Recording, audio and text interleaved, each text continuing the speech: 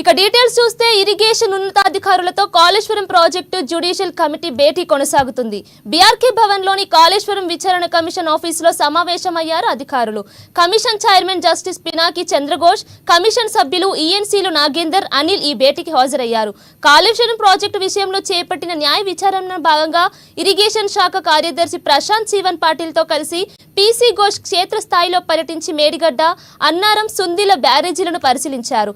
ఇవాళ అధికారులు, ఇంజనీర్లతో PC Ghosh commission సభ్యుల సమావేశం జరుగుతుండడం ప్రాధాన్యత సంతరించుకుంది.